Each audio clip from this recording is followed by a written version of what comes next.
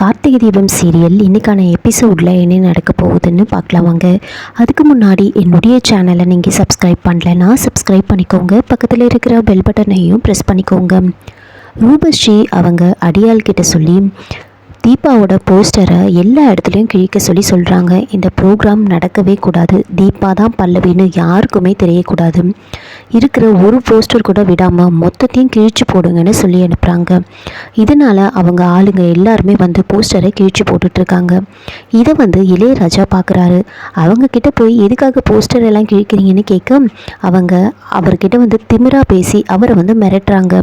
திரும்ப திரும்ப கேட்கவே இளையராஜாவை பயங்கரமாக அடித்து போட்டுட்டு அவங்க போஸ்டரை கிழிச்சிட்ருக்காங்க. உடனே இந்த விஷயத்த இளையராஜா கார்த்திக்கு கால் பண்ணி சொல்கிறாங்க. கார்த்திக் உடனே அந்த இடத்துக்கு வராங்க. அந்த ரவுடிங்க கிட்ட வந்து பேசிகிட்டு இருக்காங்க. இதை அபிராமியோட ஃப்ரெண்டு சாவித்ரி அவங்க பார்த்துட்டு உடனே அபிராமிக்கு கால் பண்ணுறாங்க.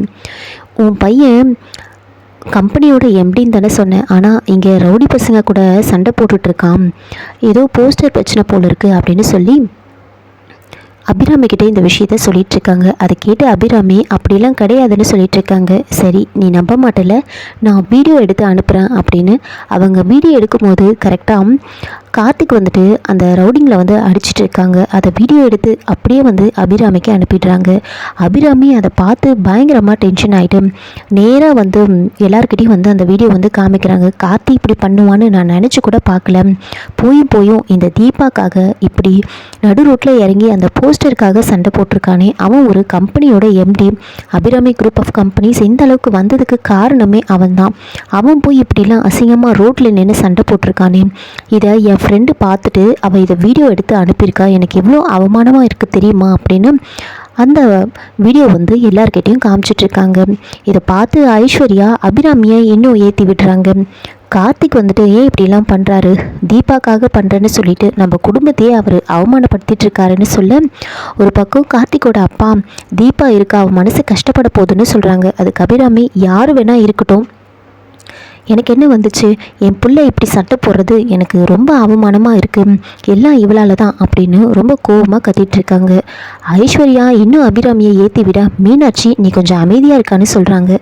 அதுக்கு அபிராமி நீ என்ன அவளை அதட்ட, அவள் கரெக்டாக தானே சொல்கிறா, நீ கார்த்திக்கை சப்போர்ட் பண்ணுறியா இல்லை தீபாவுக்கு சப்போர்ட் பண்ணுறியான்னு கேட்குறாங்க. கார்த்திக் அந்த ரவுடிங்கில் அங்கேருந்து அடித்து அனுப்பிட்டு அதுக்கப்புறமா இந்த போஸ்டரை திரும்பவும் ஒட்ட சொல்லி இளையராஜா கிட்ட சொல்கிறாங்க. உடனே இளையராஜா அந்த போஸ்டரை ஒட்டினவங்களுக்கு கால் பண்ணி கேட்க அவங்க இப்போது ஆளுங்க யாரும் கிடையாது, முடியவே முடியாது அப்படின்னு சொல்லிடுறாங்க. இதனால் கார்த்திக் வந்துட்டு அவங்க கம்பெனி ஸ்டாஃப்ஸே வர சொல்லி அவங்கள வச்சு இந்த போஸ்டரை ஒட்ட சொல்லி சொல்கிறாங்க. எல்லா இடத்துலையும் போஸ்டர் ஒட்டி முடிச்சதுக்கப்புறமா இளையராஜா கார்த்திக்கு கால் பண்ணி ஒரு இடம் விடாமல் போஸ்டர் எல்லாம் ஒட்டியாச்சுன்னு சொல்கிறாங்க. அப்போது இளையராஜாவுக்கு வந்து அந்த சபாவோட மேனேஜர் வந்து கால் பண்ணுறாங்க. உங்களை உடனே பார்க்கணுன்னு சொல்ல இந்த விஷயத்த கார்த்திக் கிட்ட சொல்கிறாங்க. கார்த்திக்கும் இளையராஜாவும் அந்த மேனேஜரை பார்க்கறதுக்காக போகிறாங்க. அந்த மேனேஜர் கார்த்திக் கொடுத்த அட்வான்ஸை அவங்கக்கிட்ட வந்து திருப்பி கொடுக்குறாங்க. அப்போது கார்த்திக் எதுக்காக அட்வான்ஸை வந்து திருப்பி கொடுக்குறீங்கன்னு கேட்க, உங்களுடைய ப்ரோக்ராம் வந்து எங்களோட சபாவில் நடக்காது, நீங்கள் வேறு ஏதாவது இடம் பார்த்துக்கோங்க அப்படின்னு சொல்கிறாங்க. இதை கேட்டு கார்த்திக் வந்து ஷாக் ஆகுறாங்க. இதோட இந்த எபிசோடை வந்து முடிச்சிருக்காங்க. என்னோட ரிவ்யூ பிடிச்சிருந்தால் லைக் பண்ணுங்கள், மறக்காமல் சப்ஸ்கிரைப் பண்ணுங்கள். தேங்க்யூ.